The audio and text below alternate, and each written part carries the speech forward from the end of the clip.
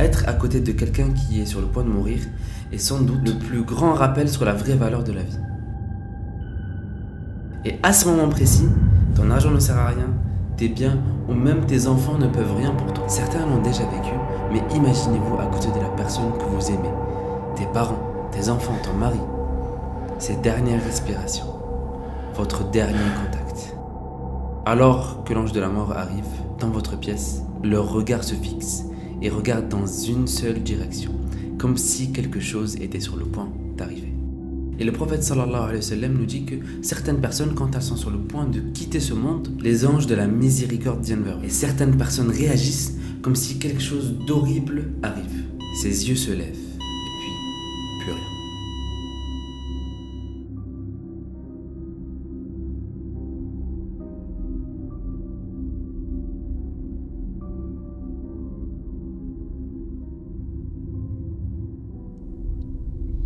En vérité, quand l'âme quitte le corps, ses yeux suivent son âme.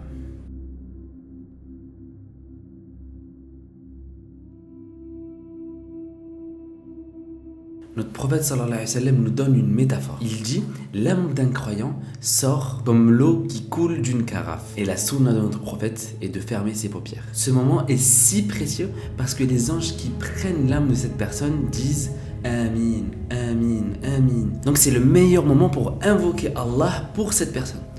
Alors que tu es placé dans ta tombe, tu entends les dernières personnes de ta famille qui parlent. La punition d'Allah arrive par le dessus. La prière apparaît et va dire Ma qibali matral, tu ne passeras pas à travers moi. Donc la prière va garder ta tête. Puis le châtiment vient aussi du côté droit. Et voilà que ton siyam, ton jeûne, se dresse et te protège. Ma qibali matral, tu ne passeras pas à travers moi. Et par ta gauche, ta zakat se dresse. Ma qibali matral, tu ne passeras pas à travers moi. Et à tes pieds, ta sadaqa, ta sila, ta bonté envers ta famille, ta sincérité, ton bon comportement, tout ça se mettra autour de toi pour te protéger. Ma qibali matral, tu ne passeras pas à travers moi.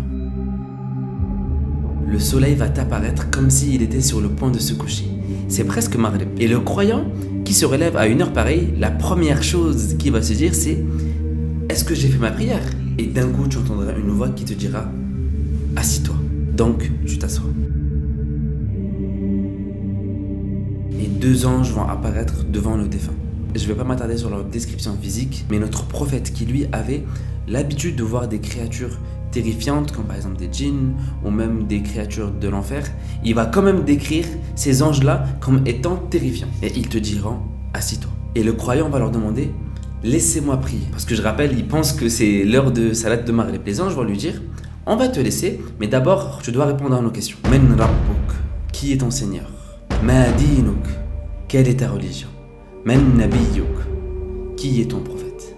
Et à ce moment-là, la seule manière pour toi de savoir qui est ton Seigneur, c'est si tu avais l'habitude de l'adorer. La seule façon de dire quelle est ta religion, c'est si tu la pratiquais. Et la seule manière de répondre qui est ton prophète, c'est si tu le suivais. Et si tu réponds juste, une voix s'élance dans les cieux qui dit Sadaqa abdi.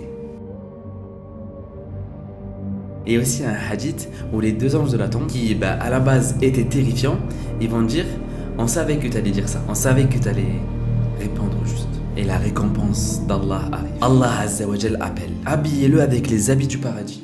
Ouvrez-lui une porte vers le paradis pour que son parfum parvienne dans sa tombe. Et à ce moment, ta tombe est agrandie, aussi loin que ton regard peut voir.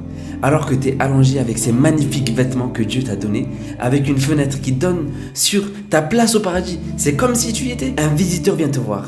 Et il a un magnifique visage. Abshir billadhi yasurruk. Une très bonne nouvelle qui t'apportera la joie. Hada yawmuka alladhi kunta tu'ad. C'est le jour qui t'a été promis. Et le défunt va dire Man ant, qui es-tu? Fawajhuka alwajh yujibu bil khayr. Ton visage ne peut être qu'un visage qui apporte la bonne nouvelle. Ana amaluka salih.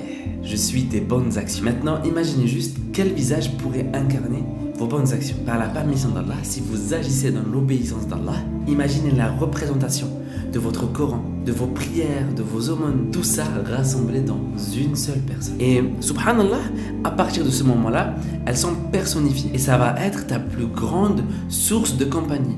Tu es tout seul dans ta tombe, dans le noir. Et on a un nombre de personnes qui sont catégoriquement protégées du châtiment de la tombe. On a le shahid, le martyr, celui qui meurt d'une maladie d'estomac et celui qui décède durant le vendredi. Et dans un second temps, on a aussi toutes ces narrations sur les gens qui vont subir un châtiment de la tombe. Et dans notre vivant, on doit éviter ces choses-là. On a celui qui calomnie, celui qui néglige sa purification, celui qui commet l'adultère ou celui qui est engagé dans des intérêts usuraires.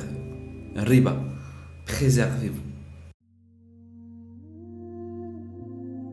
J'aimerais qu'on revienne sur la fenêtre auquel j'ai parlé tout à l'heure. Le prophète sallallahu alayhi wa sallam dit, lorsqu'une personne est décédée, on lui montre sa place définitive, matin et soir. On lui dira constamment, c'est là où tu vas aller. Et de la même manière, s'il est des gens de l'enfer, on lui dira aussi, c'est là où tu vas aller. Mais ce qui est intriguant dans cette narration, c'est que peu importe où il va aller, on va lui montrer un endroit. Et on va lui dire,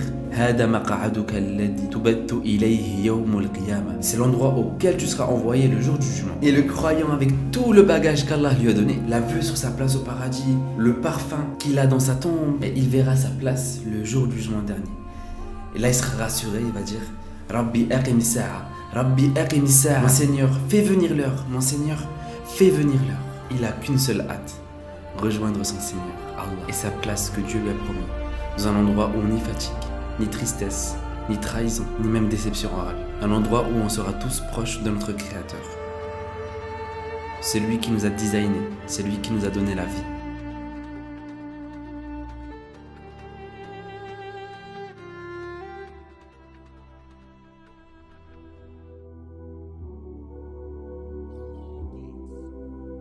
Et j'aimerais terminer avec un hadith authentique qui m'a touché. Quand un croyant décède, les âmes croyantes l'accueillent. فَلَهُمْ أَشَدَّ فَرْحًا مِنْ أَحَدِكُمْ بِغِيبِهِ. Ils sont encore plus contents de te voir que tes proches perdus depuis bien longtemps. Vous voyez ce sentiment quand vous n'avez pas vu quelqu'un depuis longtemps et vous allez vers lui pour lui donner un gros câlin. La joie et l'excitement que ça vous procure. Alors imaginez vos mères, vos pères, vos familles qui vous reçoivent et commencent à demander qu'est-ce qu'a fait un tel et un tel. D'autres vont dire laissez-le, il vient juste d'arriver de l'étouffement de la vie. Et le jour de notre mort arrivera. Et sachez que certaines personnes seront reçues par le prophète sallallahu alayhi wa sallam. Ceux qui en aiment et qui en a perdu nous attendront. Et ils diront Ahlan wa sahlan, bienvenue dans une nouvelle vie. Et c'est un des plus grands conforts que Allah azza wa jalla nous donnera. J'aimerais que vous levez vos mains avec moi et qu'on fasse un dua ensemble. Je demande à Allah azza wa jalla de nous faire vivre la vie qui lui convient, qu'il nous rend capable de surmonter n'importe quel obstacle ou test qu'il met dans notre vie. Qu'Allah nous permet de surmonter nos plaisirs, qu'il nous permet de vivre une vie de ihsan, d'excellence. Et que la première personne qui nous recevra parmi les âmes croyantes sera celle du prophète sallallahu alayhi wa sallam, ainsi que celle de nos proches et de nos familles. Allahumma amin. Walhamdulillahi rabbil alamin. Assalamu alaikum.